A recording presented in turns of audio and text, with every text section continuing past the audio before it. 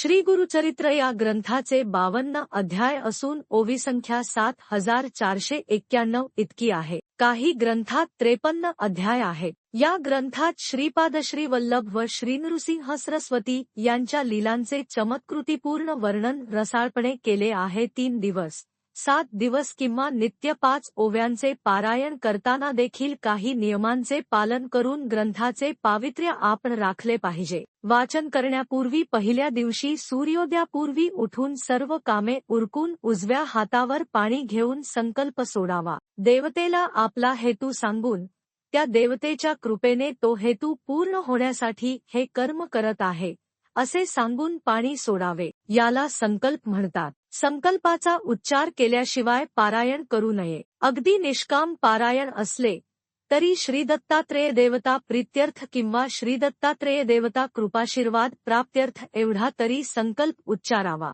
नंतर कुलदैवत, गुरु, माता, पिता यांचे स्मरण करावे आणि त्यांचे आशीर्वाद घ्यावे। वाचन करण्यापूर्वी भस्म लावावे। गुरुचरित्राचे पारायणचे काही नियम। 1. गुरुचरित्र वाचनापूर्वी संध्या व 108 गायत्री जप अवश्य करावा। 2. देवासाठी एक पाट मोकळा ठेवावा। पारायण काळात साक्षात दत्त गुरु फेरी मारतात अशी दत्तभक्तांची श्रद्धा आहे। यासाठी पाटावर कोरे वस्त्र अंथरून ठेवावे। 3. वाचन मनातल्या मनात न करता खड्या आवाजात करावे। 4. वाचन संपेपर्यंत आसन सोडू नका, मध्येच कुणाशी बोलू नका। 5. पारायण काळात देवापुढे 7 दिवस अखंड नंदादीप तेवत ठेवावा व सुंदर रांगोळी काढा। 6. कायिक, वाचिक, मानसिक ब्रह्मचर्य निक्षून पाळावे। 7. या 7 दिवसात दाढी करू नका, तसेच केस व नखे कापू नका। 8. पारायण काळात तिखट, मीठ, आंबट,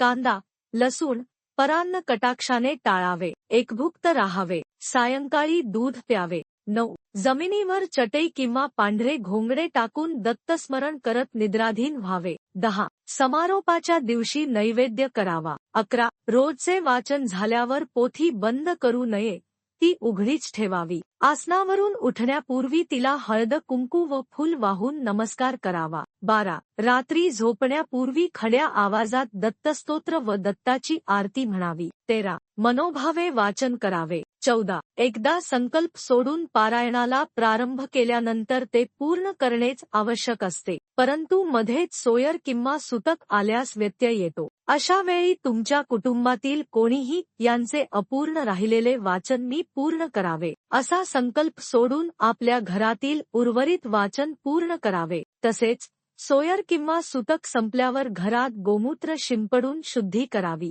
त्या दिवशी अवतरणिका वाचावी व दत्तमूर्ती किंवा दत्तपादुकांवर अभिषेक करावा। 15. या ग्रंथाचे वाचन करताना महत्त्वाचा नियम पाळावा, तो म्हणजे ज्या अध्यायाच्या शेवटी कुणाचा मृत्यू झाल्याची हकीकत आली असेल त्या ठिकाणी त्या दिवसाचे वाचन थांबवू नये। ती व्यक्ती ज्या अध्यायात पुन्हा जिवंत होते तिथपर्यंत वाचन करून मग थांबावे। 16. स्त्रियांनी देखील आपला मासिक धर्म पार पाडून शुचिर्भूत होऊन श्रीदत्तचरित्राचे पारायण करावे। 17. शक्यतो निष्काम मनाने या ग्रंथाचे पालन करावे, इप्सित फळ आपोआप मिळते असा गुरुभक्तांचा अनुभव आहे।